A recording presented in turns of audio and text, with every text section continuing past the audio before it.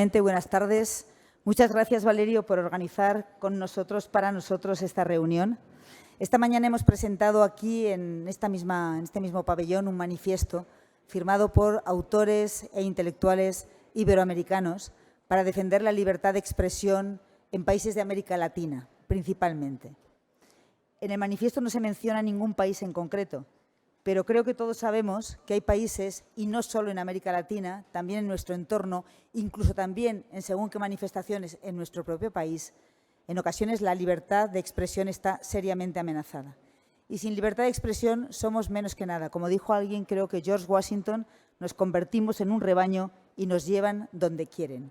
Así que defender la libertad de expresión en América Latina, en la Europa de la Unión Europea, donde la creemos salvaguardada y bien protegida, es una obligación. Esta mañana mencionaba yo a un grupo aragonés de la época de la transición que cantaba una canción cuyo estribillo decía: pongo mi voz para el que quiera usarla como su propia voz, como su propia arma.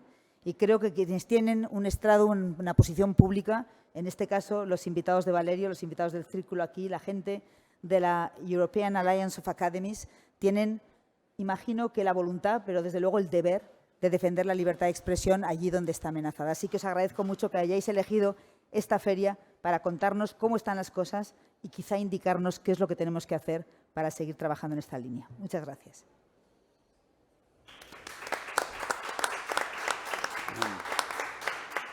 Bueno, muchísimas gracias, Eva, por esta amable presentación, por coorganizar con el Círculo de Bellas Artes y con la European Alliance of Academies esta sesión sobre libertad de creación artística, libertad de expresión, temas muy importantes hoy en día en Europa y en todo el mundo. Efectivamente, yo también quería mencionar esta lectura de este importante manifiesto que yo también he firmado en contra de las limitaciones de la libertad de expresión, concretamente en América Latina. Pero es verdad que en España, y quizá podamos hablar de esto también un poco después con nuestros invitados, tendemos a mirar siempre a nuestros países hermanos, hermanados por el lenguaje, por el español, en América Latina, y quizás perdemos de vista nuestro contexto más inmediato, lo que está ocurriendo en Europa, y también, por qué no decirlo, lo que puede ocurrir aquí también. Todo es posible, como escucharemos de las palabras de nuestros invitados, a los que voy a presentar muy brevemente. Más alejado de mí, Gertjan de Bucht, que es el director de la Sociedad de Artes de la Academia de Artes de los Países Bajos, una de las instituciones culturales más importantes neerlandesas de los Países Bajos. Ferenc Csinki, a continuación, que es el director de la Sociedad Húngara de Autores, de Escritores. Y Dominika Kasprowicz, que es la directora del Centro Cultural Villa Decius de Cracovia, uno de los centros culturales más importantes de Polonia. Tenemos, por lo tanto, a tres importantes intelectuales de tres países europeos aparentemente distintos, pero como veremos, hermanados por diferentes tipos de restricciones de la libertad de creación artística y de la libertad de expresión, como son Países Bajos, Hungría y Polonia. Muchísimas gracias por venir a los tres. Vamos a intercambiar un poco el español y el inglés en esta sesión, con lo cual los que quieran traducción simultánea la tenemos ahí en la entrada. Este evento, como digo, surge como una de las actividades de la European Alliance of Academies, esta red transnacional de 70 instituciones culturales europeas, de la que forma parte el Círculo de Bellas Artes y de la que yo, como director del Círculo de Bellas Artes, me siento muy honrado en formar parte. Esta alianza nació relativamente tarde, en el año 2020. Antes de ese momento, curiosamente, no había ninguna red que agrupara a instituciones culturales de diferentes países europeos. Como veremos en la conversación de hoy, la cultura sigue siendo un asunto muy nacional, cuando no regional o local. Todavía la perspectiva europea o transnacional sobre la cultura sigue siendo, sigue estando en ciernes o sigue naciendo en Europa, y esto tiene una explicación clarísima. Nos reunimos en Berlín 70 directores de instituciones culturales europeas.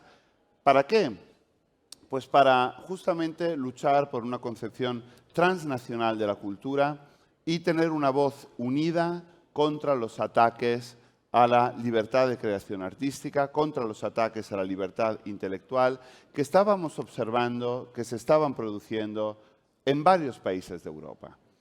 Y aunque se producen en muchos, y España tampoco es inmune a ello, y conocemos en los últimos años, hemos conocido casos de censura, casos de limitación, casos incluso de encarcelamiento de músicos o de artistas o de personas que han tenido que exiliarse también a causa de su producción cultural. Desde luego ahora mismo hay dos países en la Unión Europea que están bajo el punto de mira, no solo de las instituciones comunitarias, sino de la comunidad internacional, por esos peligros, ¿no? Por esos riesgos a la libertad de creación artística y la libertad de expresión, y son fundamentalmente Hungría y Polonia. Por esta razón, entre otras, nos juntamos de las varias reuniones que han tenido lugar de la European Alliance of Academies. La primera fue en Berlín, la siguiente grande fue en Madrid, la siguiente fue justamente en Ámsterdam, en la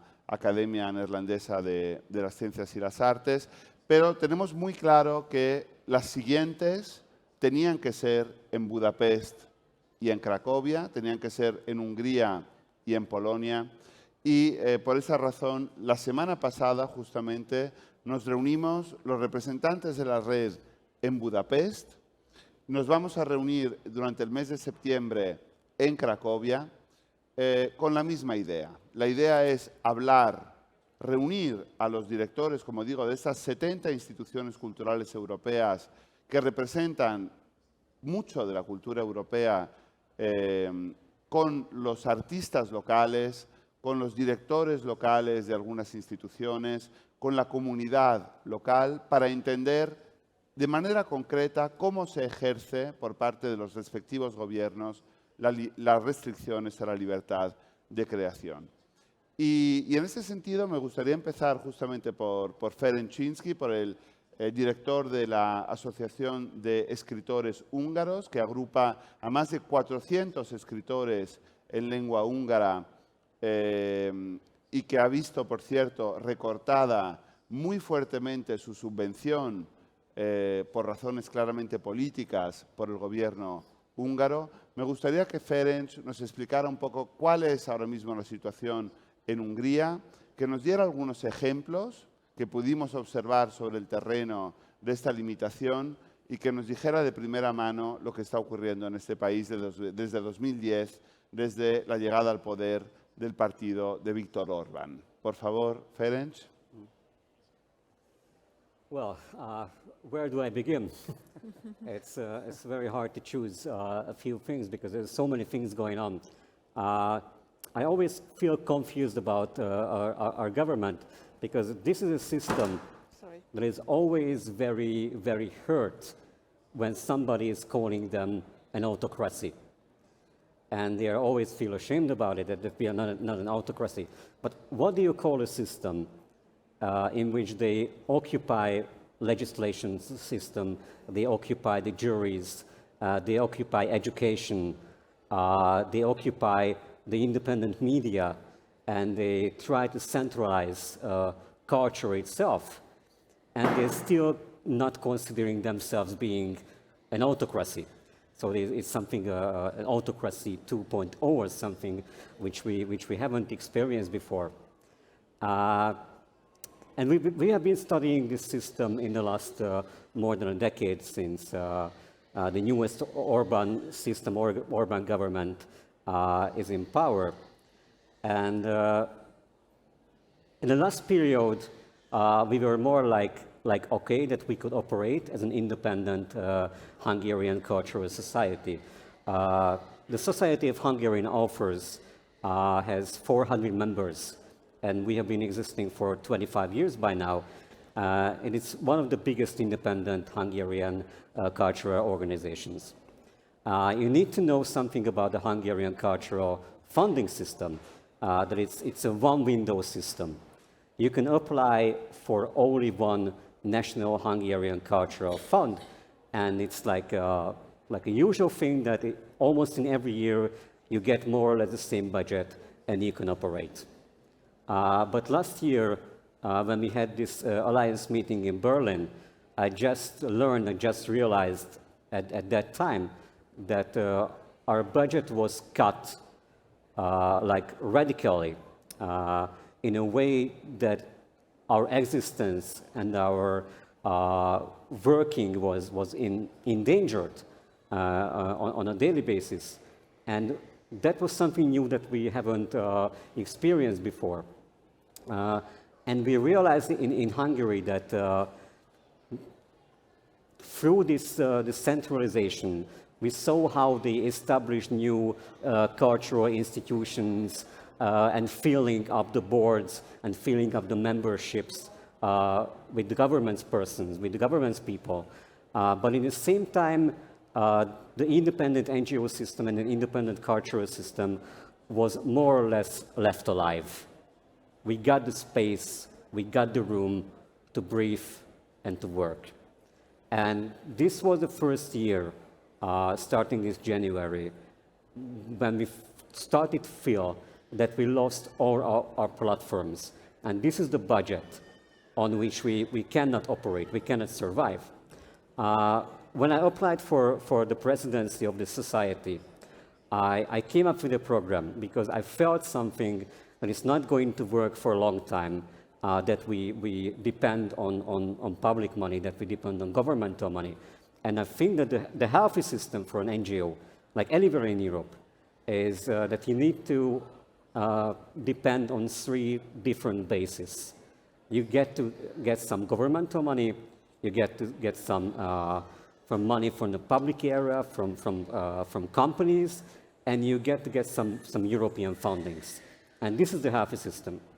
And I felt, and I thought for a long time, that these 3 pillars should be equal.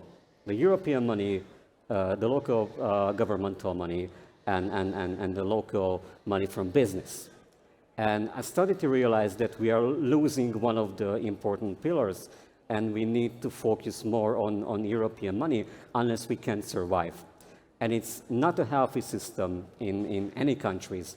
And I do not think that any of the European countries are responsible for the other one.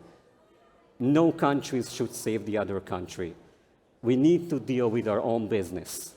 That's the general idea, that's the basic idea.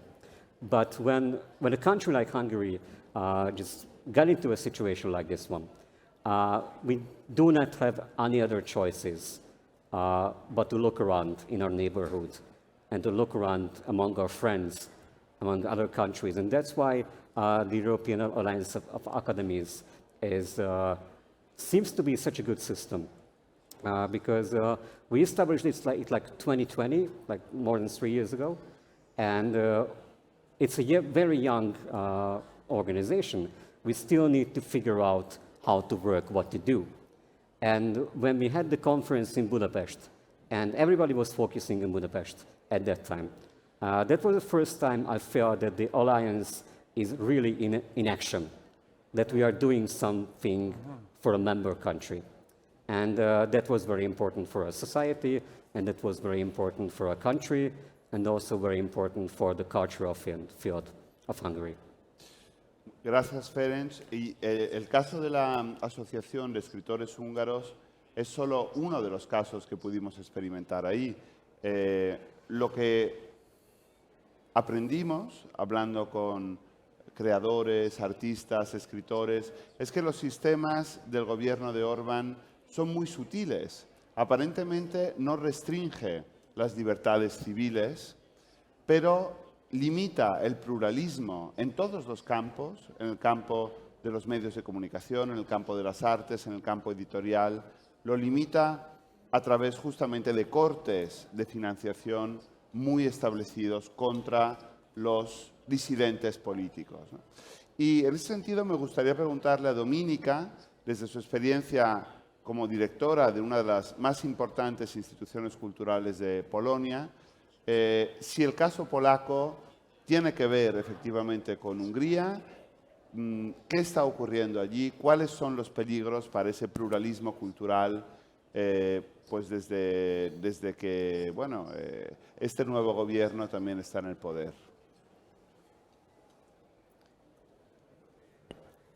First of all, I wanted to thank you for the invitation and congratulate you on this beautiful feast of and festivity of free arts and literature.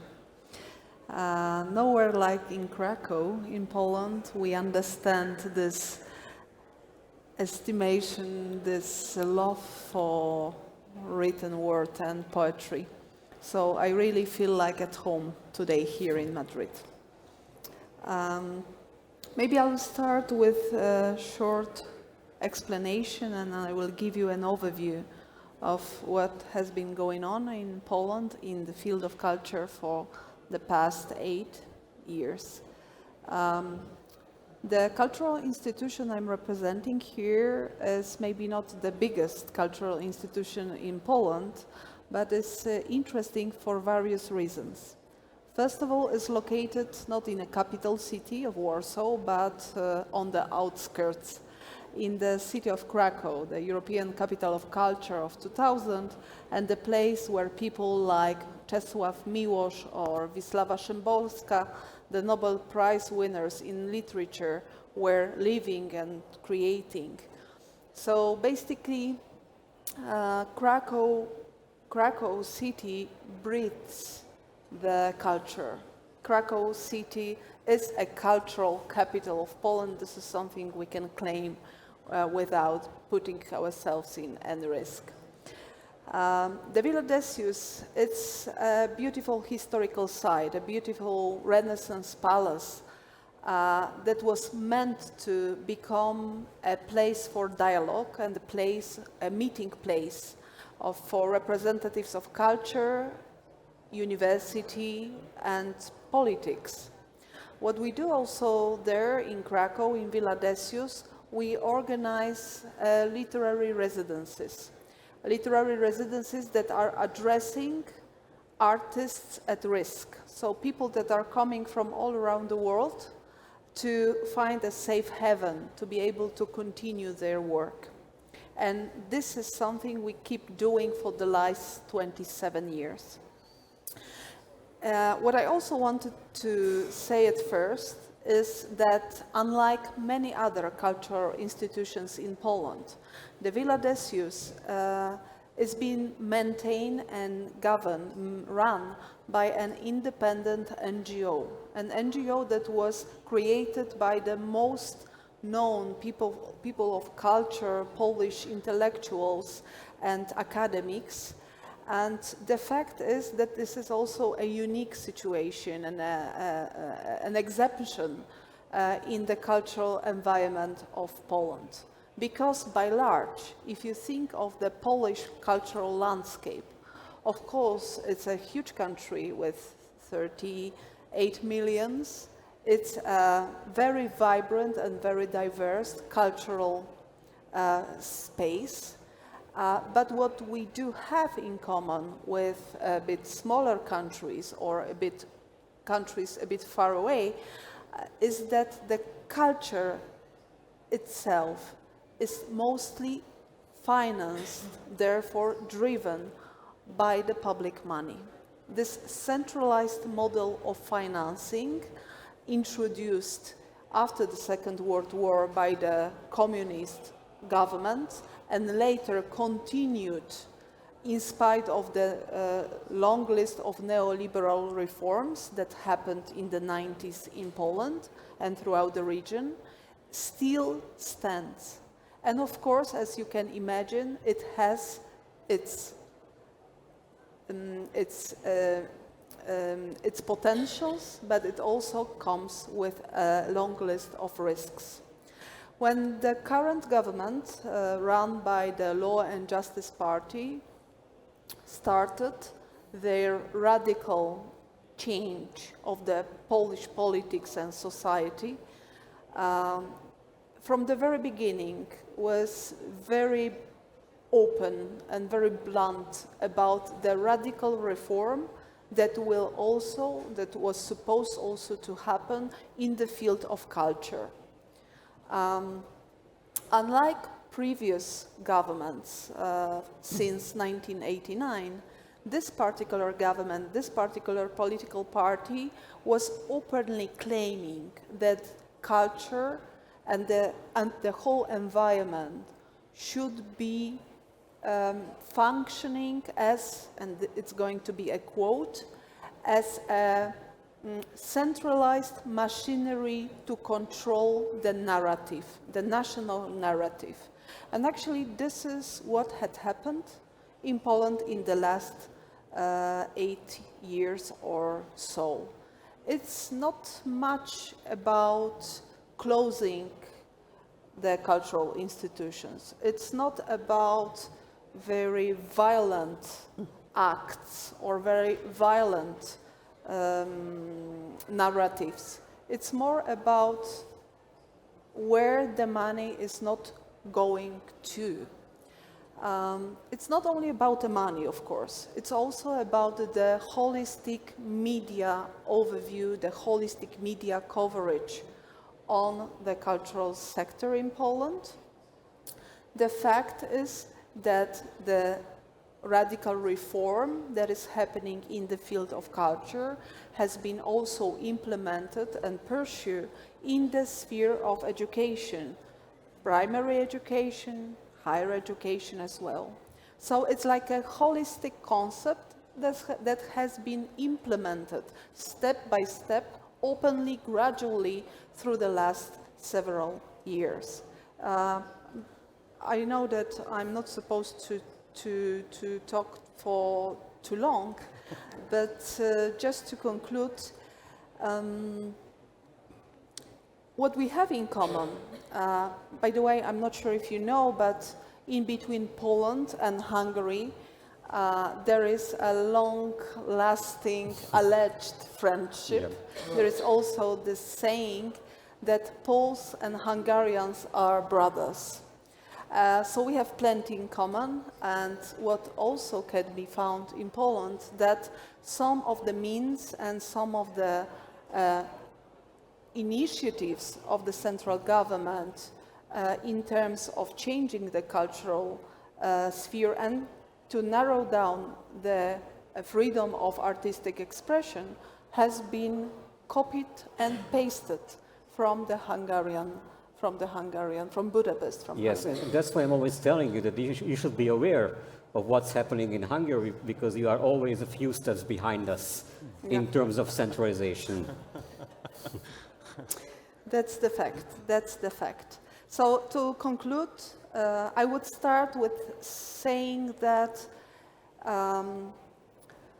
unlike Hungary, Poland has its cultural life much bigger and much more diverse because of the size of the country and the population. What should be remembered is that this radical conservative or radical right, populist radical right change, it is not something that has been done undercover. It has been done openly, and it has been done very strategically. And what I also want you to maybe take with you from this first round is that this diversity of the cultural life in Poland means that if you are not a Warsaw-based cultural institution, if you are not owned and run by the Ministry of Culture and the National Heritage, it also means that you still have some space for development and for expression of artistic freedom. Muchísimas gracias, Dominica. La verdad es que cuando los representantes de la European Alliance vayamos también a Cracovia en la misión en septiembre para conocer de primera mano esta situación, estoy seguro de que conoceremos, ¿no?, en detalle todas estas limitaciones a la libertad de creación artística por parte de este gobierno. Y bueno, no solo queremos hablar de cómo la política limita la libertad de creación artística, porque estas limitaciones a veces provienen de otros ámbitos, no solamente los gubernamentales. Y esto explica también la presencia de un director de una de las más importantes instituciones culturales de los Países Bajos, como es Gertian, porque también en este país, aparentemente muy libre, epítome de la libertad, símbolo casi de la libertad cultural, ya desde Hegel, perdonad, pero yo soy experto en Hegel, nadie es perfecto, y Goethe, que lo veían como el ejemplo, ¿no?, para la Alemania de la época, hasta hoy en día, ¿no?, este ejemplo de libertad como son los Países Bajos, sin embargo también sufre otras formas de ataques a la libertad de creación artística que sin provenir de la política, sin embargo también influyen mucho en la actividad intelectual. No sé, Gertian, si nos puedes hablar un poco de esto. Well, first of all, thanks for the invitation and congratulations on this wonderful book fair. I come from a country that, according to an OECD monitor that is published every year, has let's say it this way, among the younger people in the Netherlands, 30% grows up illiterate. And this number increases every year and year and year. So it's landing here in Madrid on this book fair with 1,000 publishing houses, which I learned just a minute ago, is amazing. It's like landing in paradise, and so there is hope, I feel. I must confess that it feels a bit uneasy to speak about artistic freedom coming from the Netherlands and then having heard the two examples from Hungary and Poland.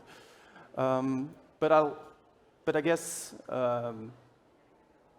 what on the surface appears to be a liberal or a free country has also some particular issues to face. And maybe it would be good to give some little background and go back 10 years to 10 years ago, because let me briefly sketch out the political situation in the Netherlands. Ever since the Second World War, the Netherlands has had a central right government, with one exception, which has always been, you know, like negligent or maybe even hostile towards avant-garde art. Then 10 years ago, and this is something, Dominique was speaking about a gradual process, but in the Netherlands everything happens in a very blunt way. The Dutch are very blunt. So 10 years ago, the then Minister of Culture introduced major, really massive cutbacks in arts funding. So 1/3 of the arts funding was just cut, and this had tremendous repercussions on a regional and local level. So this is in a structural way, but then it also set the stage for, let's say, the atmosphere in which arts were discussed. This minister said, well, if I would like to go to a concert, or if I want to hear some music, I might as well put on a DVD of Metallica. And this was, you know, this was said by the minister of the biggest party in the Netherlands. This, of course, was, you know, like mimicked and copied by the audience. And this was fed continuously, so to say, over the past 10 years by the government,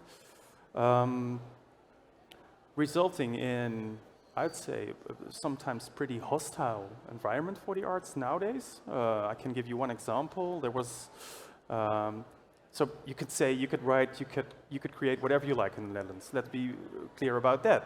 But there was this children's book author this year. He was asked to write a book present, which is distributed during the Children's Book Week every year. And he wrote, previously he wrote a short book for children about a young boy falling in love with an older man. So if literature could do anything, it is make, you know, like problematic issues discussable or tangible, or and this was found out by certain readers, and they started a hate campaign against him. So eventually he had to withdraw from the appointment, and he said, well, I resign, I cannot write this book anymore. You know, death threats and everything. This is coming from the audience. but this was echoed later by certain politicians. So you get into this, I don't know what to call this, but in this feedback loop, so to say, of hostility, of negativity towards the arts. The same we face in the sciences in the Netherlands. And I'm sure this has happened everywhere throughout the world, especially during the COVID pandemic. But it's not only COVID-related problems. There are death threats everywhere. So I guess what I'm saying, to come back to the arts, maybe arts is come from the desire to express oneself and express oneself otherwise, in a different way. And especially in the Netherlands, people that express themselves in a different way are not that appreciated, so to say.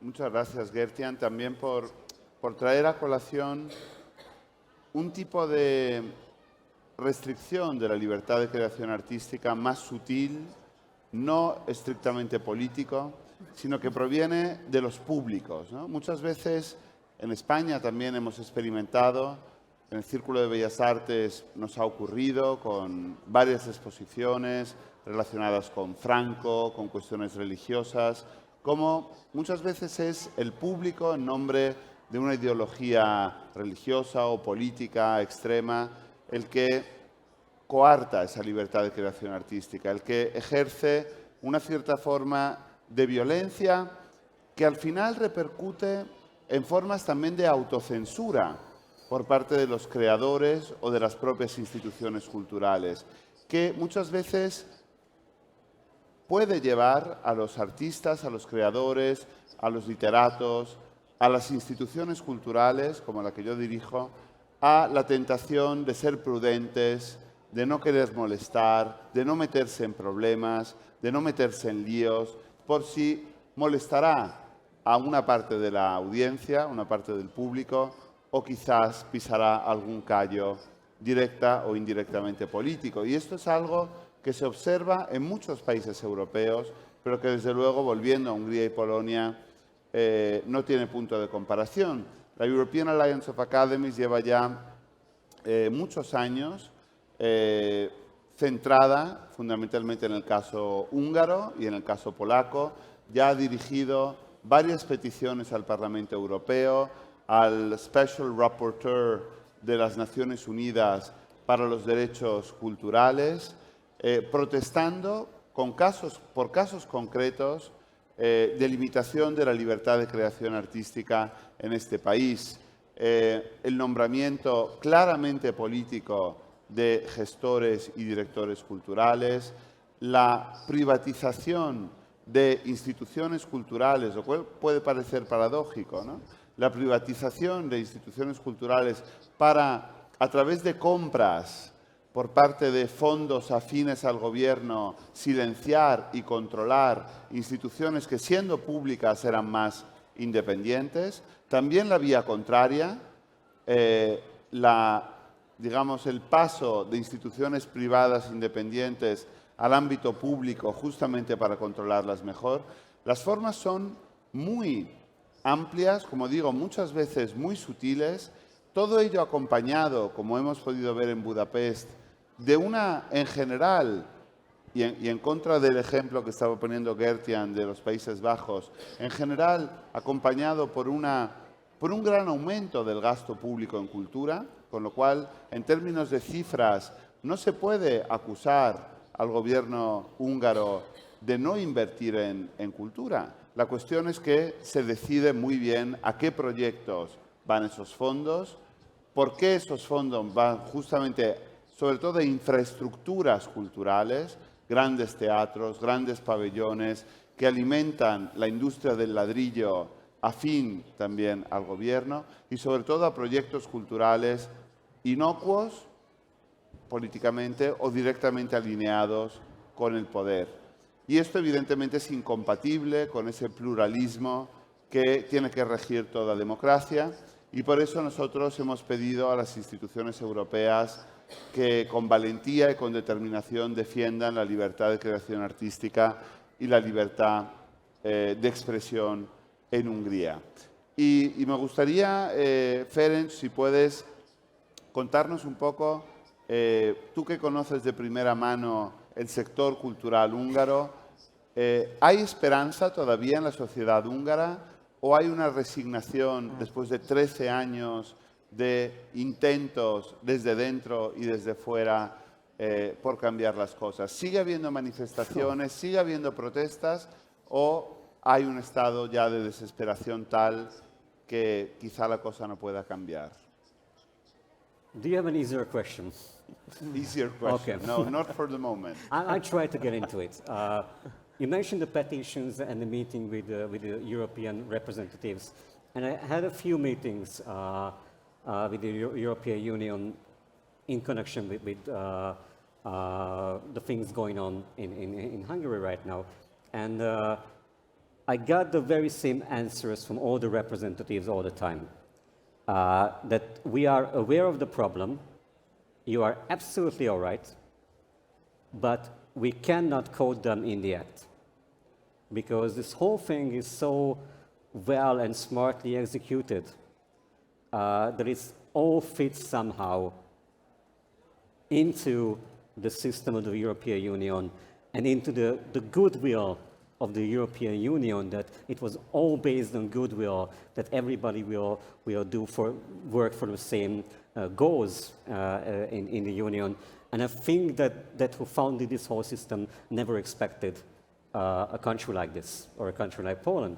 And one of the reasons I'm here, it's not just because I like Madrid and I like Valerio and I probably get some money for it, but to make some awareness that the things that are happening in Hungary and in Poland, they're all happening inside the legislation, inside the system of the European Union. So something is not working right. So something was not invented right, that it could happen. So it's not an intervention for us because we know what's going on. It's a prevention for you, that you should be careful about your leaders and you should be careful about your politicians because they can lose very easily. Once they sense that there's not a real control, like an everyday control, they get loose. I think that at the very beginning, when this Orbán government came to power, and they made their first few economical and cultural tricks about centralization and corruption and stuff like this, at the very beginning, at the first few tricks, I think they were very, very surprised that they were not caught. I can imagine the situation that they have the meeting and Orbán says, what's going on? You're not caught. Okay, so we should go on this way. So one of the reasons I'm here is to talk about this situation that you need to be aware of the problem and there should be a very, very strict control on your politicians. And we were talking about during the lunch that the role of the politicians has changed radically in the last 10 to 20 years. Nowadays, not the smartest and the brightest are going to be politicians. That's what we learned so far. So it's a fundamental problem, and we should think about together about the whole system that what went wrong. What went wrong that we let these persons to lead our countries and to deal with our everyday lives. So what and when went wrong, and we should go back to that point and rethink the whole European idea from that point. Dominica, y luego de nuevo Ferenc y luego también Gertian, sobre la cuestión de si hay esperanza, si se puede cambiar la situación. Y aprovecho también para preguntar, para luego dejar también al público, por si tiene alguna pregunta, si nos puedes comentar también cómo crees que la guerra de Ucrania también ha afectado a esta situación, ¿no? Si ha reforzado, como parece, a estos políticos en el gobierno, si ha reforzado ese sentimiento nacionalista y ultranacionalista contra el que justamente la European Alliance of Academies lucha, Y bueno, ¿cuál es esa situación de desesperación o esperanza en tu país, en Polonia?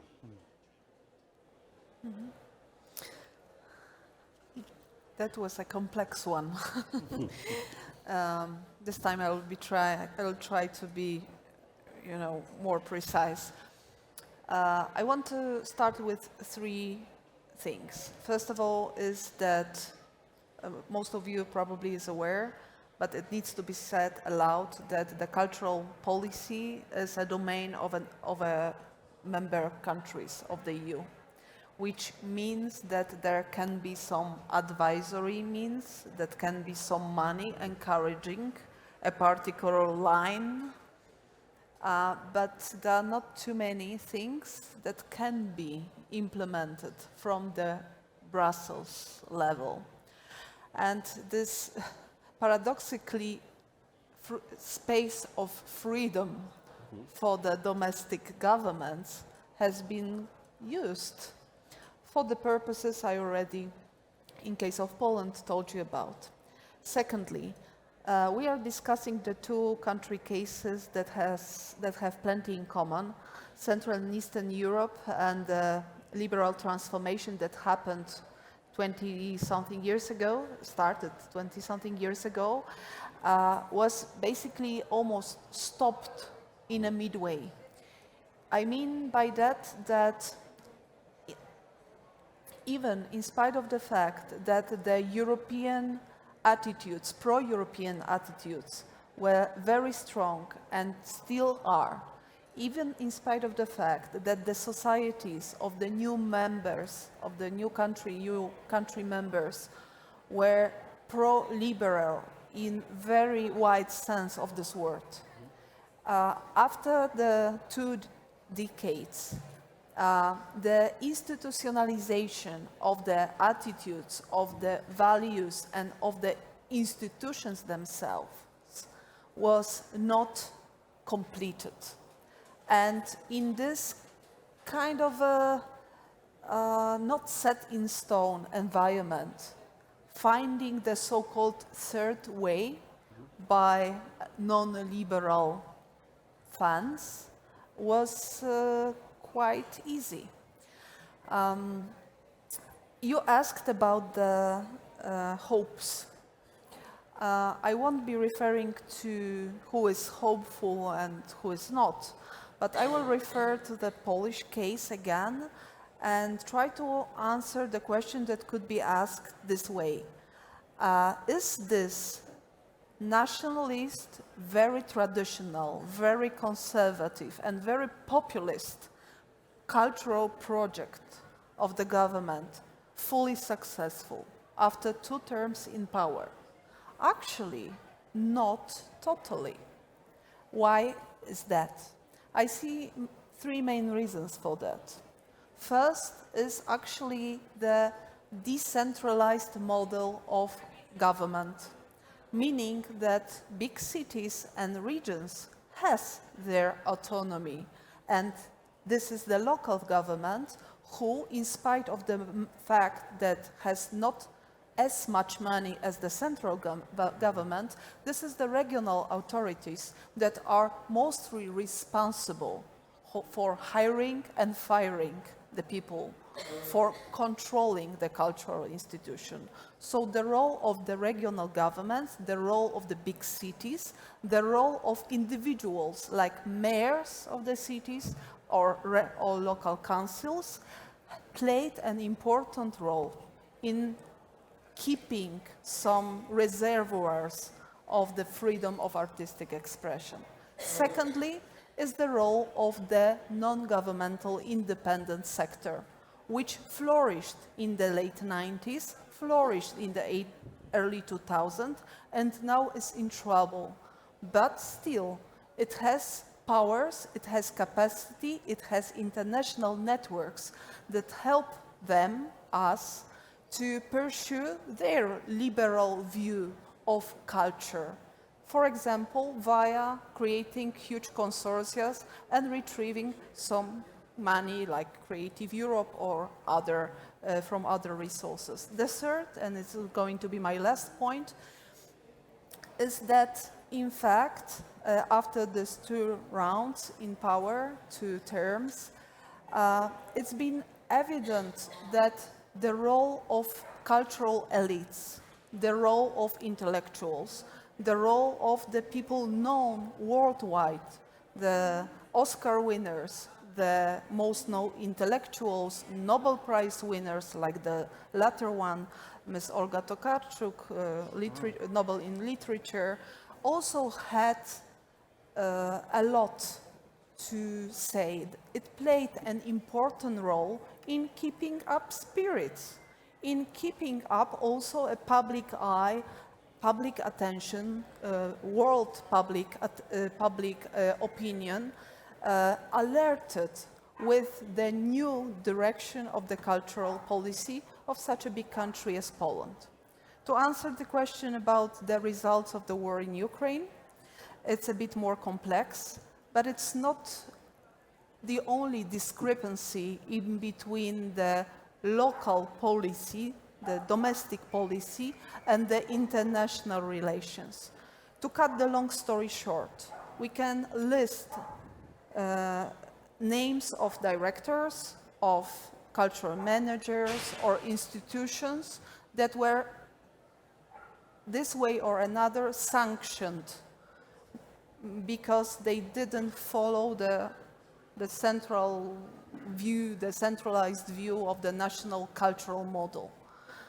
But the fact is that this government, this Ministry of Culture and these institutions are very proactive in helping out the artists at risk, scholars at risk, writers at risk, not to mention the cultural institutions from the countries like Ukraine or, for example, Belarus, from where at least 100,000 people that were belonging to the cultural and creative sector had to leave because of political reasons. So this is not a black and white picture, and when you're asking about the hopes or the reservoirs, I would point to those. Thank you. Muy interesante, aparte de esta última reflexión de Dominica sobre cómo utilizando la excusa, ¿no?, de la guerra de Ucrania y el sentimiento antirruso y los peligros de la injerencia rusa, esto se ha utilizado en recientes leyes del gobierno polaco justamente para identificar y sancionar y expulsar a los intelectuales y a los políticos más incómodos, ¿no?, que es algo de lo que no somos quizá tan conscientes en España. Y muy interesante también esta idea de la Europa de las ciudades, como se llamó un gran proyecto de investigación que hubo hace unos años en toda Europa, y es la idea de que ante esa aparente independencia, ¿no?, y casi apatía de los distintos estados sobre lo que está ocurriendo en los demás, sin embargo las ciudades, las grandes ciudades europeas, pueden ejercer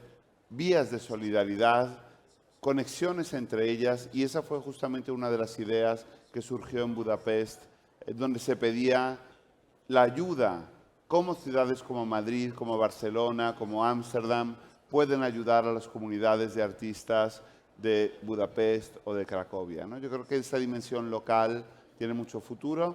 Y para acabar, y antes de dar también brevemente, porque vamos mal de hora, la palabra al público, por si hay alguna intervención, me gustaría también escuchar a Gertjan una reflexión sobre esta concepción quizás transnacional de la cultura, o comentar lo que le apetezca sobre lo que hemos estado hablando, un poco a modo de cierre de esta parte bueno, pues de conversación entre nosotros sobre estas cuestiones. I'm not sure if I'm the right word to come up with some closing remarks, but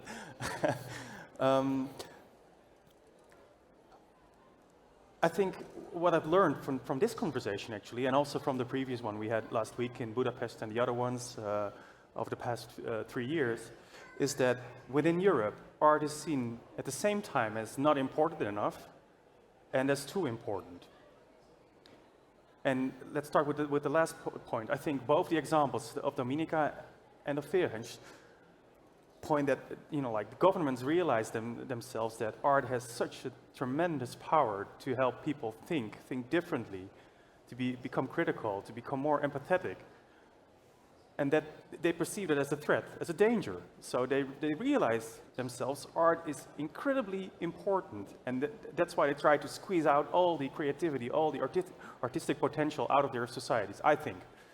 At the same time, within Europe, art is not seen as important enough, in the sense that within the European Union, compared to the sciences, we have the European Research Council, for instance. This is one of the major successes of the European Union, right? Redistribution of research funding. For culture, as far as I'm aware, we don't have such a fund. We lack this kind of system. So I guess this points to a certain disregard, or maybe, let's put it this way, disregard for culture, in the sense that it is not important enough. And I like this quote of Jean Monnet. I think it was Jean Monnet who said this, but no one knows where this quote actually really comes from. But I thought he was one of the founding figures of the European Union, and he said, if I had to do this all over again, I would start with culture. And this is a very significant, very important thought, I think. This is where we're facing a real lack within the European Union itself. And if Ferenc says, all of a sudden, Orban realized that all the things that he wanted to do could happen, and no one would complain, no one would stand up, nothing within the European Union would oppose against the plans of the Hungarian government. That has to do with lack of transnational, or maybe insufficiency of transnational cooperation, exchanging of ideas. There's many language barriers.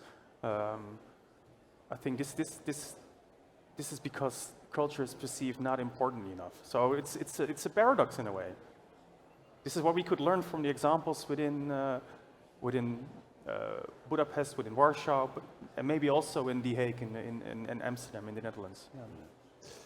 Y esto es un ejemplo clarísimo de cómo la cultura responde a esa famosa cita de Hölderlin que tanto le gustaba a Heidegger, eso de allí donde está el mayor peligro también nace lo que salva, ¿no? Allí donde está el mayor peligro también nace lo que cura, lo que salva. La cultura es donde residen las mayores esperanzas de emancipación de una sociedad y de salir de situaciones autoritarias, pero también es el instrumento que esas sociedades, que esos gobiernos o que esos partidos autoritarios usan para ejercer un poder muy efectivo sobre la sociedad. Y creo que esto quizás es la mayor enseñanza que sacamos de estas intervenciones. Y para terminar, me gustaría preguntar si hay alguna cuestión desde el público, desde la audiencia, alguna inquietud, duda sobre lo que está ocurriendo en nuestros países. Aquí la directora de la Feria del Libro, la jefa, la humilde jefa que va por el micrófono, como hago yo también siempre. Aquí estamos. Tengo una petición. Ha dicho Ferenc que tenemos que estar alerta y nos ha animado a ver lo que está ocurriendo en otros países de la Unión Europea para saber qué es lo que nos puede ocurrir a nosotros. Al hilo de esto, dos preguntas. Una, ¿os sentís traicionados por la Unión Europea y por los países que la integran? Tanto húngaros como polacos. Y la segunda pregunta es, ¿en qué momento os disteis cuenta de que habíais cruzado una frontera de la que era difícil volver? Porque esto es un poco como lo que cuentan de la rana, la que meten en una cazuela con agua fría y van calentando el agua y al final no reacciona porque no se da cuenta.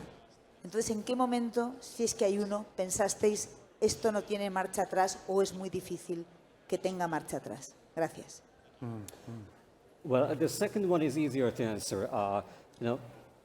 Almost everybody had a different idea about this point. My idea goes long back.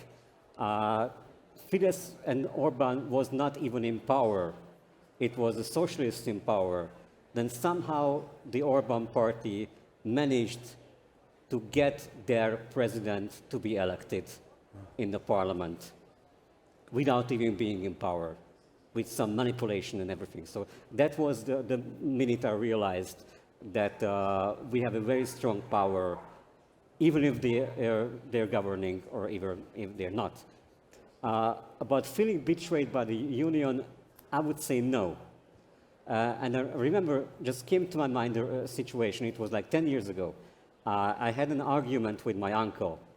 My uncle left Hungary during the 1956 revolution, and he lived most of his life in Germany. First in Western Germany and then in Germany. And when he came back to Hungary, he started to talk about the whole European idea. And 10 years ago, I was much more, angrier about the whole situation. And then I felt betrayed.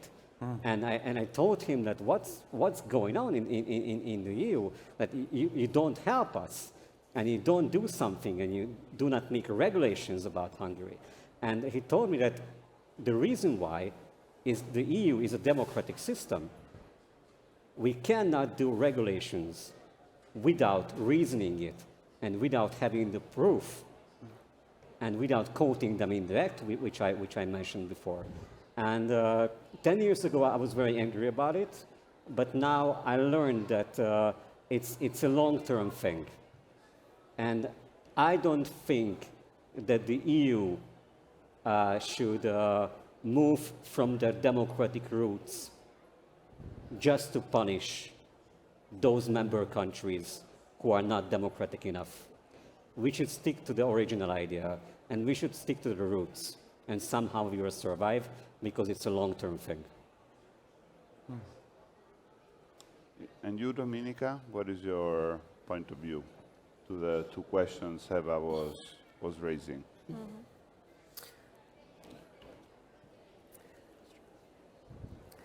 The fact is that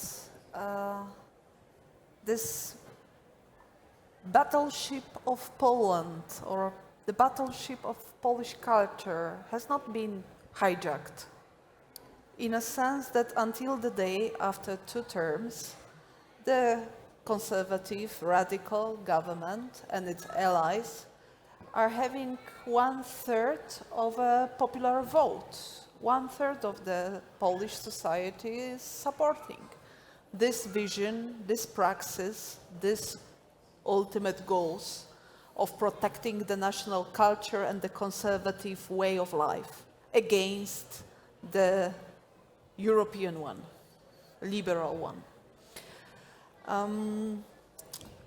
Can we feel betrayed?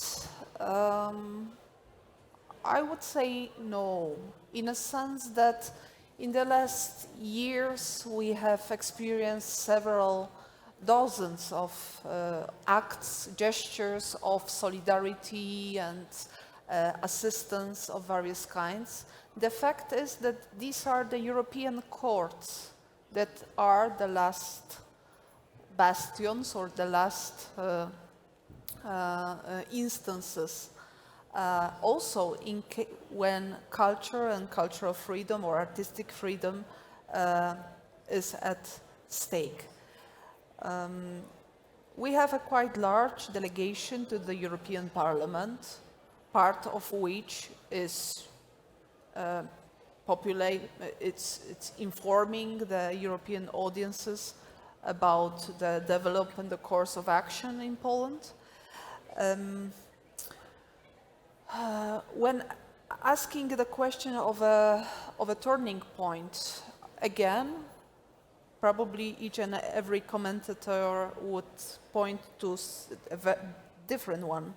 But for me, it was a moment when I realized that in spite of a long list of evident downfalls, of evident examples of mismanagement, of proofs of corruption and inefficiency in various fields and sectors, I realized that it does not make any difference to this large number of my Polish friends sometimes, and that in the meantime, the system of information, education, cultural management, political management, financing proved to be successful enough to secure the stronghold of electorate that, in my opinion, will ensure the successful continuation, maybe not necessarily in government, but parliamentary continuation of this political project. Y no sé si hay alguna pregunta más. Lo que sí quería, para acabar, señalar es la importancia del momento en el que estamos, ¿no? Dentro de pocas semanas empezará el semestre de presidencia española de la Unión Europea. Va a ser un momento en el que España va a tener también la responsabilidad de defender los valores plurales, los valores democráticos sobre los que ha asentado su democracia, su reciente democracia y su sólida, pero siempre en peligro, ¿no? Yo creo que esa es un poco la cuestión, que no hay que dar ningún derecho por ganado definitivamente. Toda conquista se puede perder y creo que es algo que estamos aprendiendo en el seno de la Alianza y debemos utilizar la voz que la presidencia de la Unión Europea nos da para denunciar también este tipo de situaciones. Sobre todo porque en un futuro próximo, después de la presidencia española, vendrá la belga e inmediatamente después vendrá la presidencia húngara y después la polaca. Y esos van a ser momentos de gran exhibición de estos países, de sus gobiernos, también de sus políticas culturales. Y nosotros, las instituciones independientes de la European Alliance of Academies, hemos decidido ya que para esos 2 semestres de presidencia húngara y polaca, en la que muy probablemente solo los artistas, los escritores, los creadores afines al gobierno tendrán repercusión europea e internacional, nosotros ya hemos establecido un plan para dar voz a esa cultura disidente, no financiada por el gobierno, a través de encuentros, de exposiciones y de todo tipo de acciones que también den voz a los que actualmente no la tienen por razones políticas. Así que gracias también a la feria por darnos el espacio de reflexionar sobre estas realidades aparentemente lejanas y sin embargo tan cercanas, y nos vemos muy pronto. Gracias a todos.